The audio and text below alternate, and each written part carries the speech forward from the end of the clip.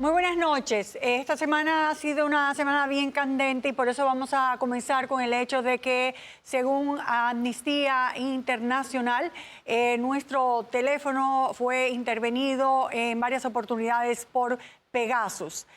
Muchas personas por primera vez van a oír este nombre, Pegasus, pero ya los que trabajábamos en investigación y por otras circunstancias conocíamos de que ese aparato había sido adquirido por República Dominicana. Tenemos entendido que en el gobierno de Danilo Medina para un espionaje de alto nivel. Eso, como lo podemos saber dentro de un ratito, los gobiernos los compran de gobierno a gobierno, no lo puede comprar cualquier persona y se supone que se hace solo específicamente para la seguridad nacional. Pero cuando se hace de forma irregular, espuria, como en este caso, que es para un periodista y saber cuál es la fuente, cómo está investigando un caso que le atañe a un funcionario que se le está denunciando por corrupción, entonces es una franca violación a muchísimas ley, libertad de prensa, libertad de expresión, libertad individual, bueno, definitivamente una caterva de violaciones que se han hecho en este caso. Antes de comenzar, vamos a tener a personas de Amnistía Internacional, abogados, periodistas que nos comenten de esta situación. Pero antes vamos a conocer un poco más bien lo que es Pegasus, cómo trabaja Pegasus y la cantidad de dinero que se requiere para una sola intervención. Es un aparato millonario y por eso solo se podría comprar y lo podría comprar un estado o un país, porque es el país el que tendría la necesidad de países como que están en guerra, saber cosas importantes de la seguridad del Estado, o países que tienen una penetración del narco muy violenta, que también a través de Pegasus se puede desmembrar muchas estructuras mafiosas. Pero de ahí, del dicho al hecho, a una simple periodista solo por motivación personal e interés personal para evitar una investigación, es la gran diferencia en este caso. Vamos a ver este pequeño resumen de lo que es Pegasus, lo que ha encontrado Amnistía Internacional en otros países y luego volvemos aquí al estudio. En la mitología griega es muy conocido Pegaso, un caballo indomable que luego se convierte en una constelación que desde el firmamento observa todo lo que ocurre en la Tierra. De ahí se deriva el nombre de Pegasus, un programa informático de espionaje que desde el 2016 ha sido objeto de escándalos en los medios de comunicación.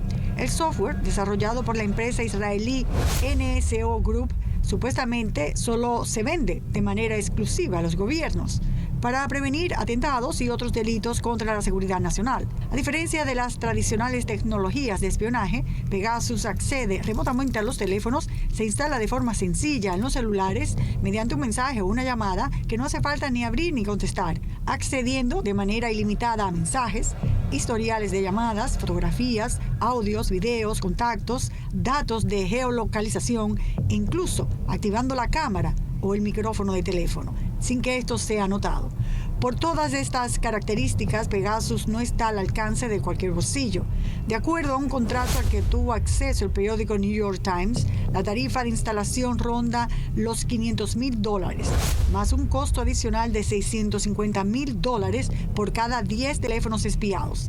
El programa se ha desvirtuado de su objetivo inicial de seguridad nacional, para facilitar la comisión de violaciones de derechos humanos a escala masiva en todo el mundo. El escándalo fue destapado por Amnistía Internacional mediante el proyecto Pegasus, mediante el cual hace análisis periciales de teléfonos móviles y confirma el ataque a periodistas y activistas de derechos humanos en unos 18 países. Y en América Latina está México y Salvador, y ahora se agrega a la lista República Dominicana, cuando Amnistía Internacional notifica mundialmente que mi teléfono había sido infectado. Entre los hallazgos, el laboratorio sobre seguridad del organismo detectó que mi dispositivo había sido infectado en 3 ocasiones. El 20 de julio del 2020, apenas 2 días después de la presentación de una investigación sobre los negocios del ex jefe de seguridad presidencial, mayor general Adán Cáceres, que se derivó luego en la operación Coral y Coral 5G por parte de la Fiscalía. La segunda ocasión fue el 8 de septiembre de 2021, que coincide con una investigación al exministro de Hacienda, Donald Guerrero, quien está cumpliendo prisión por el caso Operación Calamar, que se conoce en la justicia. Y la tercera vez que se registra es el 1 de octubre, el periodo que abarca investigaciones al presidente de la Cámara de Cuentas, Yanel Andrés Ramírez, a un coronel de la policía por chantajes a concubina de un recluso a cambio de favores sexuales. Como pueden ver, todas son investigaciones sensibles y de gran repercusión.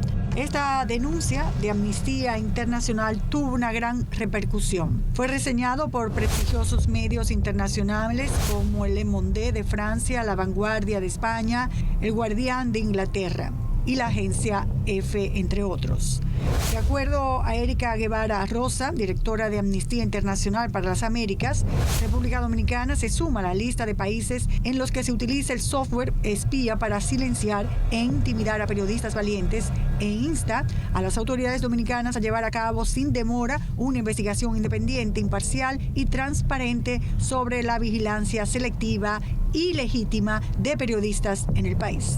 En ese sentido, el vocero de la presidencia, Homero Figueroa, garantizó que se haría una investigación y aseguró que el gobierno dominicano, establecido desde el 2020, no tiene acuerdo de ningún tipo con la empresa creadora del software Pegasus. Que inmediatamente nos enteramos de esa denuncia porque recibimos una comunicación de Amnistía Internacional, nos pusimos en comunicación con la periodista Piera y nos pusimos a la orden para disponer la investigación que fuese necesaria para descubrir el origen de este intento. La organización cívica Sede Justicia también apoderó este jueves a la Procuradora General Miriam Germán de una denuncia para investigar el caso, ya que desde septiembre del 2021 tiene conocimiento del uso de este programa para interceptación telefónica contra personalidades en el país. Amnistía Internacional llama a República Dominicana a tomar esta iniciativa como oportunidad para implementar un marco normativo que respete los derechos, ya que viola el derecho de la privacidad, el derecho a la libertad de prensa y de expresión. También no solo tenemos esas 3 intervenciones, sino que nosotros habíamos sido alertados por Apple, donde se nos dice que nuestro teléfono también fue intervenido. Según esta notificación de Apple, esta alerta, los atacantes patrocinados por el Estado, dice Apple, pueden estar apuntando a su iPhone. Apple cree que está siendo atacado por atacantes patrocinados por el Estado que intentan comprometer de forma remota el iPhone asociado a su ID de Apple, Nuria Piera, etc.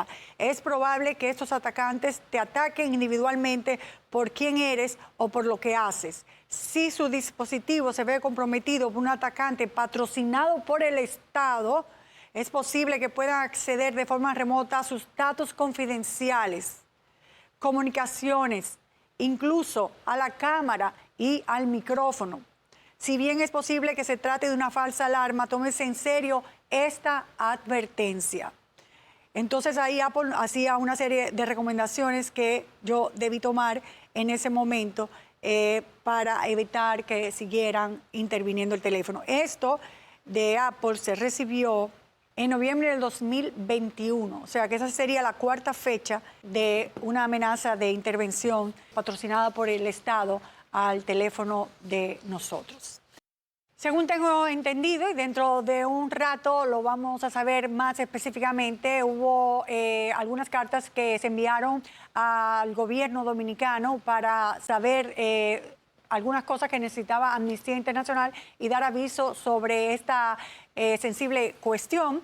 Pues entre esas cartas que recibieron de respuesta está la de la Procuraduría General de la República, donde establece que dan como a la respuesta de cómo puede confirmar o negar que las autoridades dominicanas han llevado a cabo vigilancia selectiva de personas defensoras de derechos humanos y periodistas utilizando la herramienta de NSO Group, que eso es Pegasus. La Procuraduría mencionó que bajo su gestión no se ha llevado a cabo vigilancia selectiva de personas defensoras de derechos humanos ni periodistas utilizando herramientas de esa institución, de ese grupo.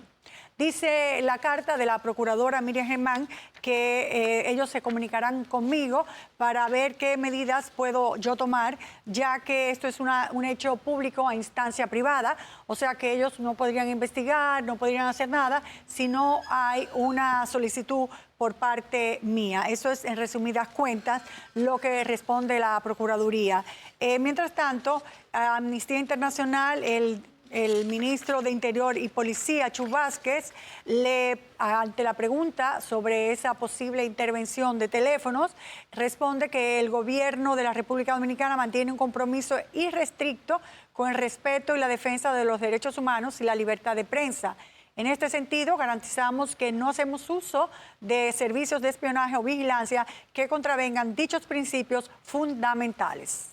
Esa es la parte más importante, entre otras, que hacen y dicen. Ellos establecen que la intervención telefónica en República Dominicana solo puede ser realizada con autorización judicial, según Chu Vázquez.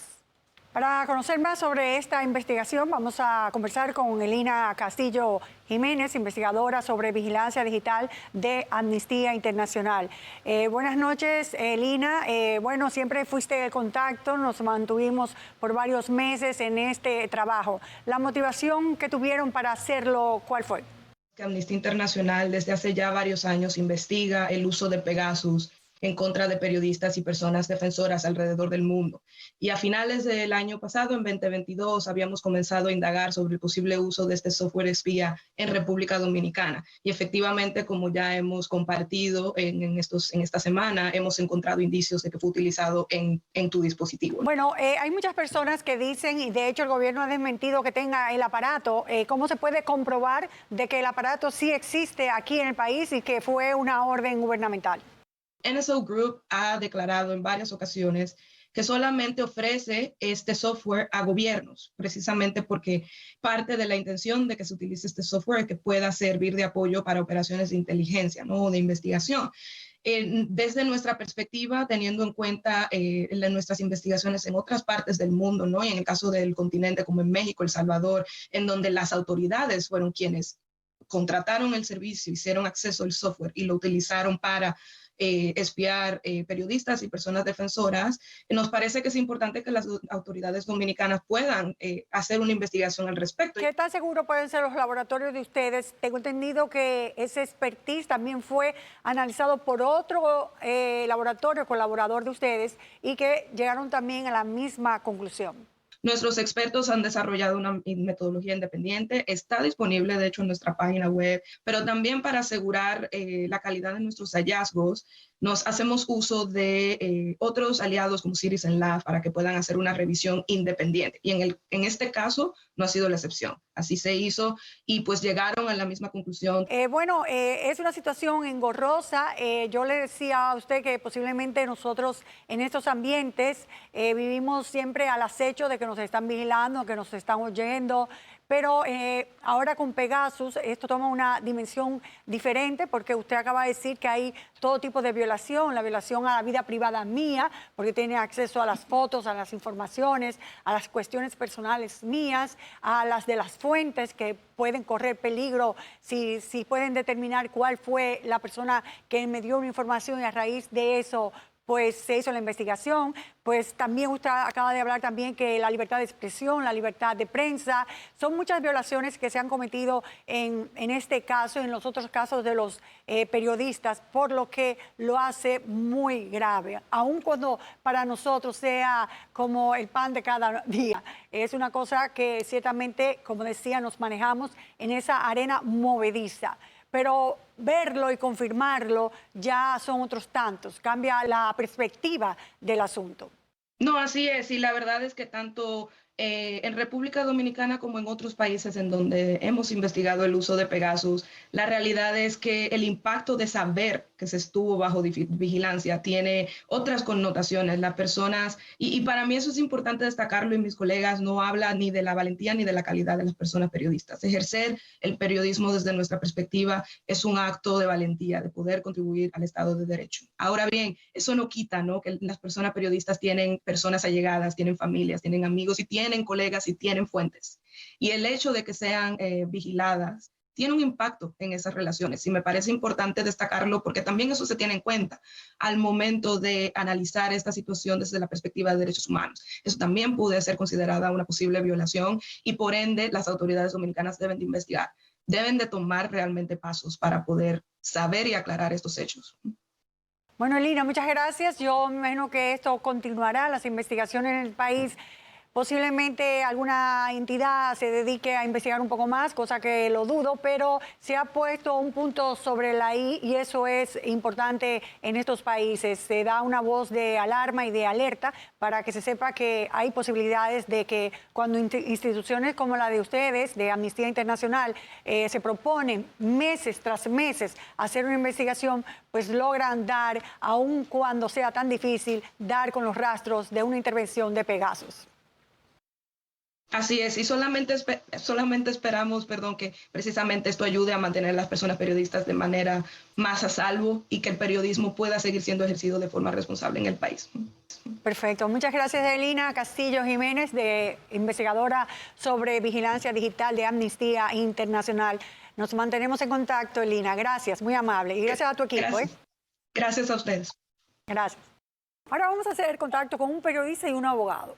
Periodista para que nos diga lo que significa que una profesión con esta calidad, con esta situación, se sepa que su teléfono ha sido intervenido, y un abogado para saber qué puede ser un periodista cuando sabe que su teléfono ha sido intervenido. Tenemos a José Monegro y al abogado Francisco Álvarez. Muy buenas noches a los dos. José Monegro, ¿cuál sería la dimensión, periodísticamente hablando, de una intervención de este tipo para un periodista y su trabajo? Lo primero es la interferencia de entes externos en el trabajo que uno está haciendo y además también que tiene un efecto intimidatorio o busca un efecto también intimidatorio, lo cual es pernicioso, tanto primero porque es ilegal, y segundo por el efecto que puede tener en lo que es, primero, intimidar a un periodista porque va a sentir con un poder o político o económico, pero segundo, además también que pueden manipular y alterar e incluso hasta adelantarse para que se obtengan resultados distintos de investigaciones periodísticas que uno está haciendo. Sobre todo utilizar eso tan sofisticado para cuestiones no de seguridad nacional o de terrorismo y narcos, sino solo para identificar una fuente para evitar una investigación. O sea, una cosa muy personal, utilizando los recursos del Estado para esa situación. Es una cosa que también llama la atención, ¿verdad, Monegro? Y peor aún, que también pueden utilizarlo hasta para chantajear. Claro, por supuesto, porque uno queda desnudo ante esta intervención. Tenemos al abogado Francisco Álvarez para que nos diga cuántas leyes se violan y si esto solo se puede ser investigado si yo pongo una denuncia. Bueno, mire, nosotros tenemos un ecosistema legislativo sumamente rico en ese sentido. Es decir, el problema no es de leyes, sino de ejecución y respeto a las leyes. Lo primero es que la Constitución, en su artículo 44.3, habla del derecho a la intimidad y el honor personal. El Código Procesal Penal, en su artículo 192, dice que eso solamente se puede violar con una orden de un juez que debe ser debidamente solicitada por, en este caso, la Procuraduría, justificada y exponerle a ese tribunal que no hay otra forma de ellos obtener esa información. La ley 153-98, que era la Ley General de Comunicaciones, dice en su artículo 5 que hay un secreto inviolable a la telecomunicación que está atado a esos dos artículos que les acabo de mencionar. La Ley 5307, que era de crimen y delito de alta tecnología, dice que solamente respetando ese procedimiento el Ministerio Público puede acudir a un juez. Y todo eso se engloba dentro de un marco de respeto al derecho a la intimidad y el honor que constitucionalmente se reconoce. Ahora bien, ¿qué le pasa a un ciudadano, que puede ser un periodista o puedo ser yo un abogado, que se le han violentado esos derechos y esas prerrogativas poliédricas que la Constitución reconoce? Sencillamente tiene que entonces hacer uso de uno de los equipos legislativos que nosotros tenemos, que es la misma Ley 5307, que dice que el hecho de interceptar, observar, grabar, escuchar, espiar, etcétera, sin autorización judicial, será sancionado entonces con una pena de 1 a 3 años de prisión. Lo que sucede es que hay una discusión de si eso es un delito de acción pública en instancia privada o de acción pública.